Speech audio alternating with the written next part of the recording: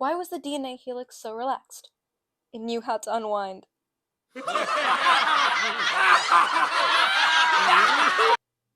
That'll make sense soon. DNA and the control of genes, Part 1.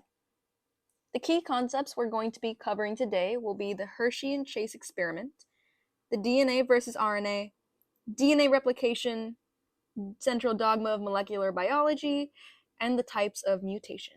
The Hershey and Chase experiment. In a nutshell, Hershey and Chase showed that genetic instructions for making new viruses are carried in DNA, not protein, helping solidify the role of DNA in heredity. They did this by using a bacteriophage, which is a virus that infects bacteria. Specifically, they looked at the T2 phage that infects E. coli bacteria. They tagged different parts of the phage with radioactive substances. DNA was labeled with radioactive phosphorus and protein with radioactive sulfur. They allowed these labeled phages to infect E. coli, and after the infection, they used a blender to separate the phage coats from the bacteria. They then centrifuged the mixture to separate the lighter phage coats from the heavier bacteria. They measured the radioactivity in the bacteria and separated the phage coats. They found that the radioactive phosphorus, the DNA, was inside the bacteria, while the radioactive sulfur, the proteins, stayed mostly in the coats.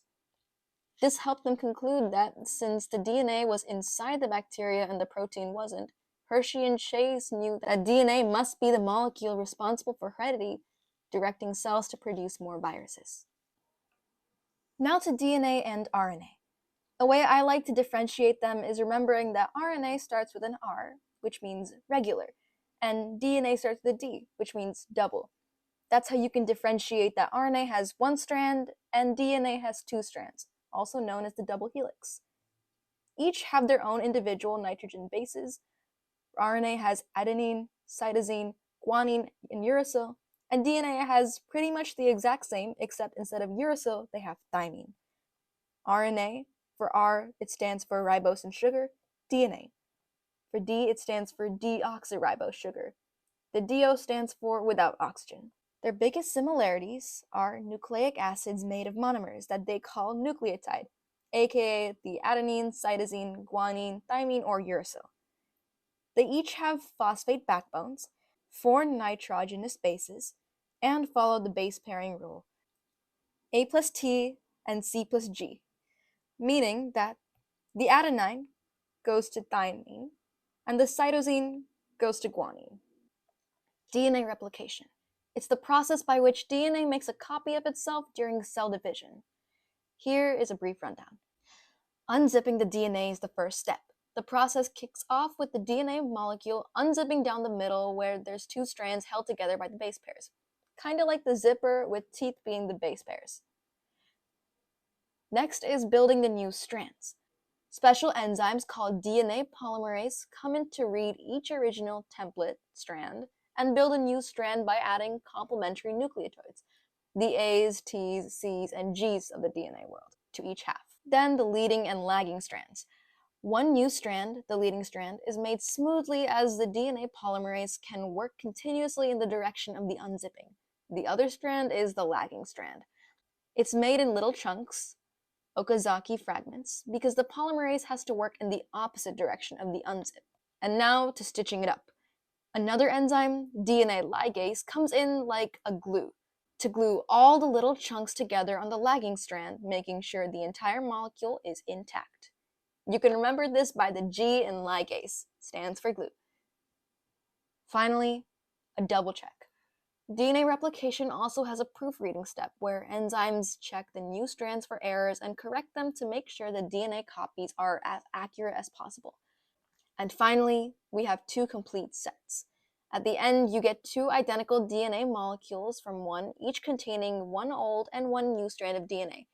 This whole process repeats and ensures that when cells divide, each new cell has an exact copy of the DNA from the original cell. The central dogma of molecular biology. The theory states that genetic information flows in a specific and linear direction, which is DNA to RNA through a process called transcription, and RNA to protein via translation. Transcription. It's the process of DNA to mRNA. It starts off in the nucleus, where the part of DNA that has the gene we need is unzipped, sort of like opening a zipper to access the threads inside. Then it has to be matched up. An enzyme called RNA polymerase comes along and lines up the RNA nucleotides, the building blocks of RNA, along one strand of the exposed DNA. It matches them up by the following base pair rules. But with a twist. RNA uses uracil instead of thymine. Now to string it together. As RNA polymerase moves along the DNA strand, it strings these RNA nucleotides together to form a strand of mRNA. The M in mRNA stands for messenger RNA. Finally, wrapping up.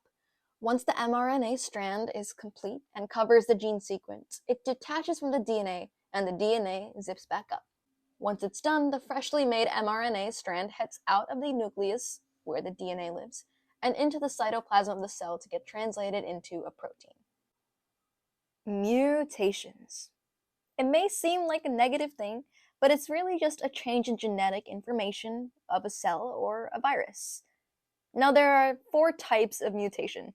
Substitution, where only a single base is switched out in the OG strand. Then there's deletion, where one of those bases just disappears. And then there's insertion, when another base is added into the sequence. And then there's duplication, when 2 certain base pairs get duplicated multiple times in a sequence. The effects of a mutation. Now, it's important to note that the name itself kind of tells us what it already is. Silent means that there's no change in the protein. As we can tell by this example, nothing got changed, so the context remains the same. For missense, that MIS means wrong. It changes one amino acid into another, which completely changed the context of the sentence. Then there's nonsense. It starts off with NO, which can remind us that it means when an amino acid codon changes into a stop codon, kind of like saying stop. This completely changes the context of the sentence and the function of the protein. Finally, there's the frame shift. A frame shift alters the reading frame since mRNA is read in codons, those nucleotide triplets. Now, through insertion or deletion, the context of the entire sentence can be changed through deletion or insertion. If that O is crossed out, then that means that the entire frame shifts a little bit, changing the entire context of the protein. Now, if you add one, like an S, it would mean that the entire thing shifts again, but in a different way, completely changing the intention of the protein again. That will be all for today.